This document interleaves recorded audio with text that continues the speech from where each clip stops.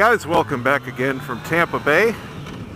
I'm out on this pretty nice morning actually, 69 degrees. Overcast, nice and cool. Going way out to Winter Haven, Florida. Right by our Legoland, which is cool if you're into Legos or have kids. But I'm going out to help a buddy who's got a problem with one of his son's cars. He's kind of like me, where he tries to do everything himself, which is cool. Only difference is, I know when to hire a pro. Well, he was trying to teach his son about auto mechanic and maintenance. His son just got a used car, his first car. And it's I think a 2003, 2001 Chevy Malibu with that little V6 in it. And they were changing the plugs, probably for its first time ever. He had a misfire in one of the banks, and of course it's one of the rear spark plugs. Well, he broke the dang thing off in the head. And of course, being in the rear, it's right against the firewall. Can't see it, can barely feel it, and he has absolutely no idea how to get it out. He sent me a couple pictures. From what I see, it shouldn't be too bad. I'm gonna break out the porcelain from the center of it, try to pick that out with needle nose pliers or something. And I had him go buy tools. I had him get a number 5 easy out and some map gas. May not need the map gas, but if we do, I'm going to try that right next to the spark plug on the head. That should allow the head to heat up enough to help release it. And I had him get a big can of PB Blaster too. Oh man, I can't pick the right lanes today. But I'm not really happy about going over there because it's freaking Monday morning. And this is right in the middle of rush hour, and most of this trip is going to be down I-75 and over on I-4. Yay. This is supposed to be done Thursday afternoon, which would have been fine. But we had trickle-down screw-ups. I met with a client, I think it was last Monday, and we scheduled her real estate shoot for Tuesday. She was going to put her house up on the market on Thursday. Well, Tuesday morning rolls around and she's panicking because the staging and cleaning crew she hired bailed on her at the last second, Tuesday morning. I mean, hours before they were supposed to be there. And the house is just way too big to do anything like that yourself. So she's scrambling with me. Bottom line, we had to reschedule for Thursday. So that bumped this out. And the only slot that we could do this is right now. Because he's leaving tomorrow on a business trip. And the kid needs the car back tomorrow. So it's just one big hairy mess. But the reason I say he's different, and I know when to hire a pro, he's not an idiot. He knows how to take out spark plugs. But he doesn't know when it's not turning past a certain point, something's wrong, don't force it. So he snapped it off. My first thought is, there was a misfire on that cylinder. So it's obviously either damage with the cylinder, which you can rule out with a compression test, or looking down with the bore scope, or something wrong with the spark plug itself, which is usually caused by something in the cylinder, like a piston coming apart or debris of some sort, or bad wire / coil. And that's easily tested out by just swapping it to another cylinder. See if the fault follows your change. But my thought is, usually when a spark plug will not come out, at least to the point where it breaks off when you're trying, it's cross-threaded. It's either cross-threaded or something smashed up in it and is holding it in the head. So that's my first thought and my biggest worry about it. But if it's not, if it's just, you know, rusted in place, we don't really have a history in the car. It may be from up north. It may have 100,000 miles and never had them changed. Who knows? So it may come out with the heat and the easy out, and that's it. Maybe this fire is a complete coincidence. Maybe it was the coil and wire, and we would have found that out later. I don't know. But we're going to find out. I'll do my best to get the plug out. Go from there. What else is going on? Oh, the weight loss challenge is going very, very well. We'd have 65 guys in the competition. That's not including me and another guy who's not actually eligible for the prizes. We're just doing it to do it. Of course, I'm running it. Had a really good first week of updates. Although I know I'm going to get a lot of comments, not to me specifically, but when I do the update video that goes up tomorrow, because the winner of this week, I'm doing multiple sets of prizes. Well, there's one huge grand prize winner at the end. It's for $1,300 and I think it was $40 for the main pot, plus 330 cigars. So the winner at the end gets all of that. But each week, the winner of that particular week gets a special 5-pack of cigars. And that if anybody goes over the top extra, starts sharing tips and tricks or how their week went, or, you know, anything other than just the bare minimum, they're in the running for another special prize. And I shot the guy out a t-shirt this week.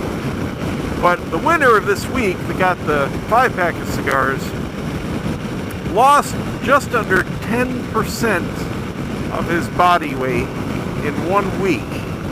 He went from something like 190 to 170. And I don't know. My common sense and bullshit meter, especially when you look at the chart, you look at the data, and there were some other people that lost the same amount of weight, but they were between 300 and 400 pounds.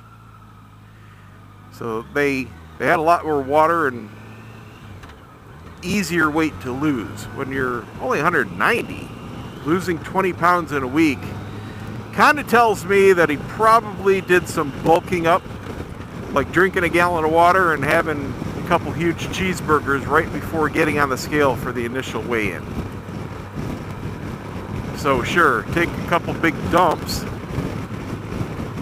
plus do a really good extreme diet for the week, and yeah, you can get that off. But you know, he won. I can't say anything about it. It is what it is.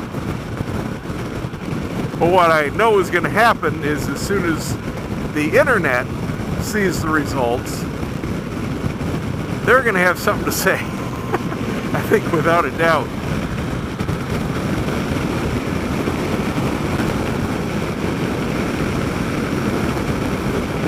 But anyway, I'm really happy with the results. We only had 5 guys that didn't do the weigh-ins.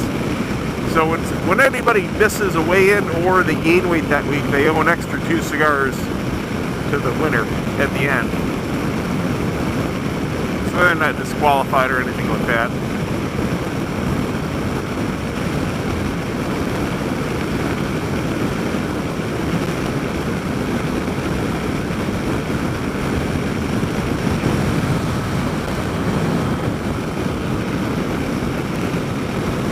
So the other big thing that's been going on is my huge landscaping project. And it's my big house project for the year. Yes, I know it's the beginning of January, but you got to do these things in the winter around here. It's too hot during the summer. So I finally had a new fence put in, all on the sides in the backyard.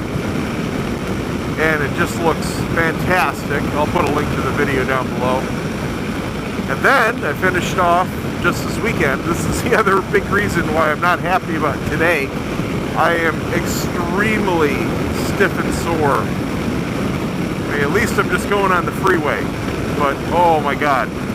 So I put in 12,000 pounds of new rock to finish off the backyard. Had to shovel that from a big pile in the front, wheelbarrow it all around the house and dump it, and then rake it all out.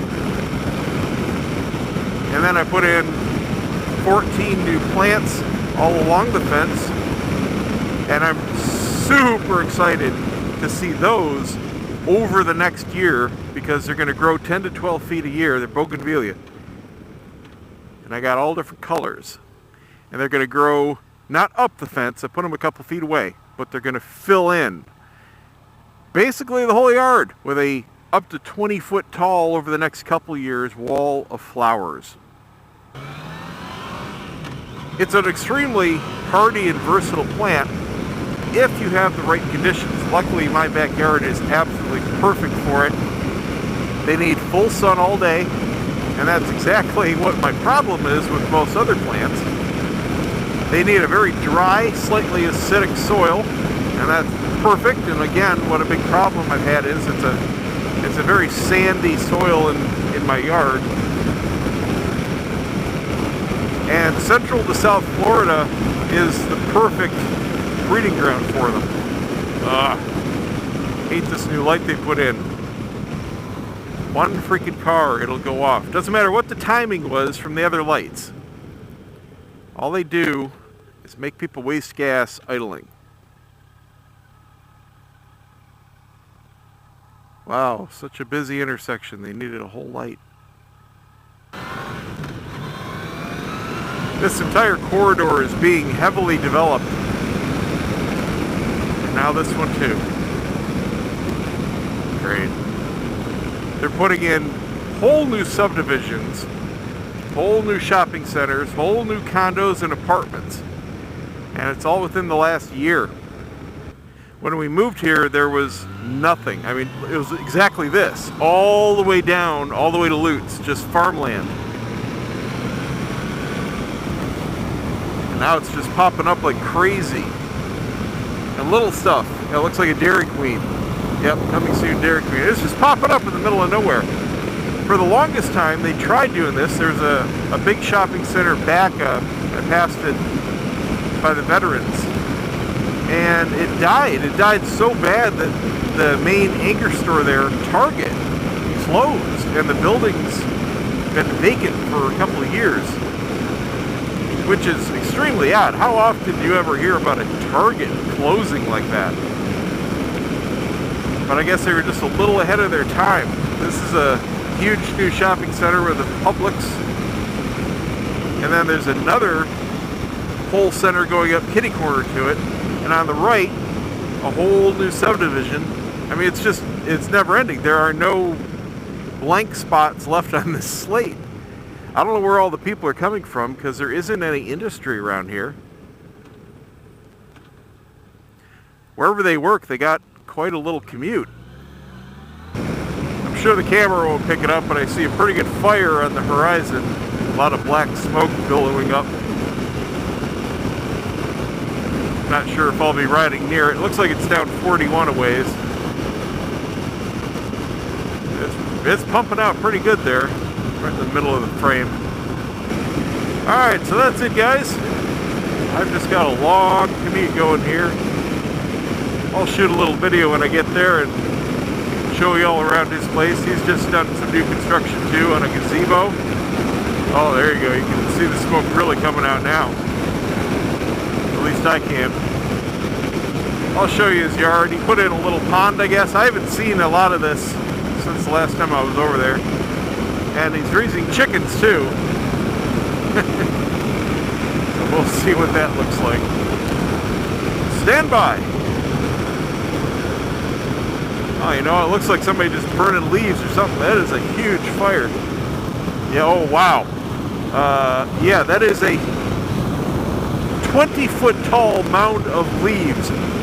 I cannot imagine that's legal. Wow.